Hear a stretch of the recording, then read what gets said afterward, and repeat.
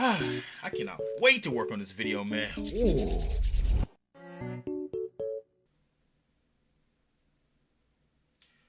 Oh. So, motivation, man. One of those things in life that we're always told that we're supposed to have to succeed, and then we quickly realize how that isn't the case. And you can even see it in our commercials, like take Nike for example, right, man? Their biggest selling point is to just do it. Whatever you're doing, wherever you are, whoever you are, wherever you are, you can just do it.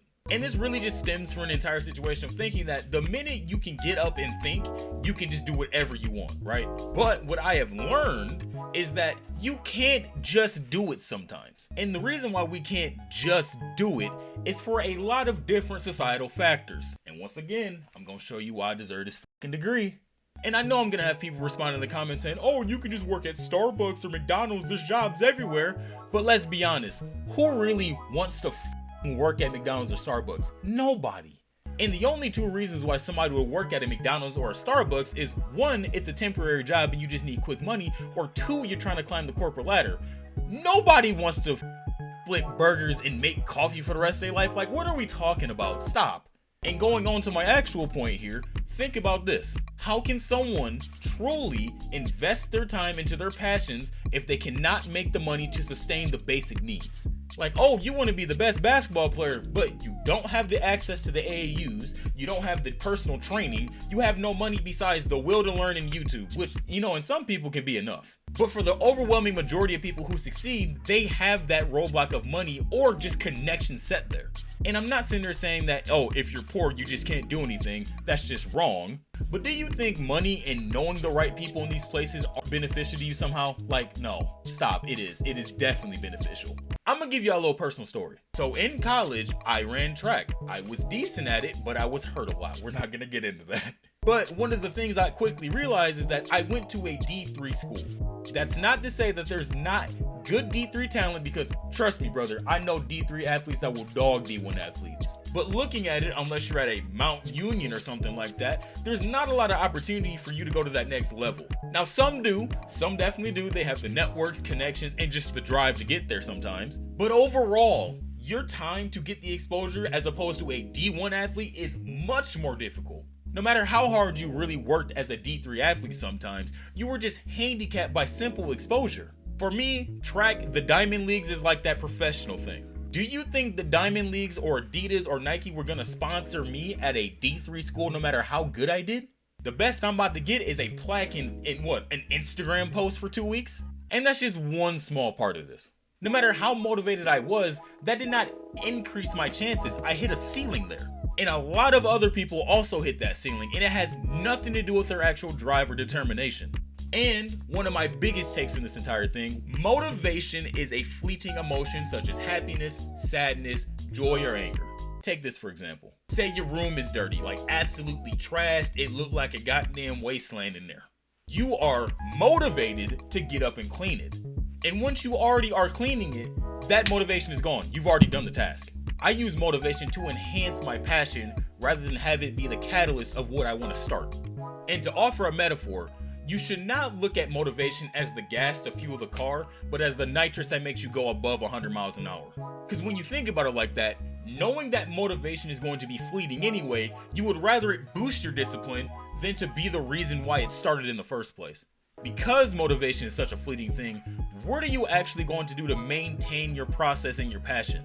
Because if you sit around and wait for motivation, you're going to realize that you're not even as dedicated as you thought you were. My biggest driver and the reason why I follow my passion so hard is because of consistency. If you are consistent, you are always going to have that happen. For example, with me, I am consistent with weekly-ish videos. But weekly-ish is true. You might get a video consistently on a Monday for 3 weeks in a row, and then boom, it's on a random Thursday. But I am consistently weekly-ish. And in my case, my audience, y'all expect a video from me weekly-ish. You know it's gonna be during the week. You probably just don't know when. And because of that, my motivation here may make me, oh, I should start uploading on Tuesdays. So now you have a more consistent schedule, and that can build further into your discipline and your consistency. And one of the biggest problems that motivation brings too is this idea that you have to be perfect when you're motivated. If there's one thing I can tell you about passions and dreams and careers, is that this shit is messy, man. There is no playbook that is always guaranteed to get you to the top. And to think that you can just carbon copy somebody else's way to the top, you're not gonna make it. That's just not gonna happen. Get it out of your mind. Trust me, I've tried to do that. And once you realize that chasing your passions is not this clean-cut thing that you can do, but more of just a testament to your own discipline, you start to think about how you want to chase your passions differently. Oh, you're in your junior year of college? You don't have a lot of time to put to that craft, do you? But if you add consistency onto your passion, even though you're going to college full-time, you'll tell yourself, okay, I know I have 1 hour to do this thing. And if you put 1 hour to this thing, you can only imagine how far you would have grown in that passion. It just comes down to being consistent. I mean, I don't know people that are always motivated every time they wake up, because that is just unrealistic to think of people. And on top of just replacing motivation with something like discipline or consistency, you gotta realize that you need to rest at some point. No matter how motivated you are, there is always a time for you to rest and repair and self-reflect on what you're doing to become better when you get back into it. Because if you think you're gonna be motivated and you're just gonna go a full year, 2 or 3 just doing the same thing, brother, you're gonna be burnt out in 6 months. That's not gonna happen. But you can take breaks. You can even build breaks with consistency. Like take the gym, for example. You don't go into the gym 5 days a week unless you're just cut like that. I'm not cut like that. You need to build rest days or you're going to damage your body. And on those rest days, you're eating good, you're stretching, you may be doing yoga, you might hit the sauna.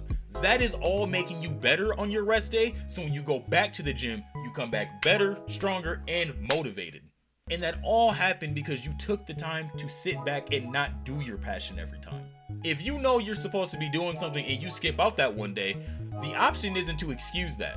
You need to be introspective, ask yourself, why did I miss that? And then come back better when you're back at it so you don't do that again. So yeah, that's my rant on motivation. It was random, but I like ranting. But if you enjoyed this video, man, like the video, man. It helps your boy out in the algorithm so everybody can see your boy, Bass Dom. Yes, sir, man. Leave a comment. Tell me your thoughts on motivation. I know that my thoughts might be kind of weird on this one, but that's the reason why I want to have a conversation and a dialogue in the comments. Tell me your thoughts on this. And subscribe, man.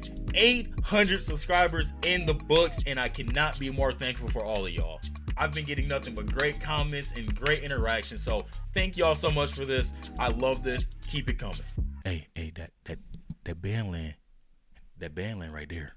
But yeah, man, it's been Bass Dom, people. Deuces.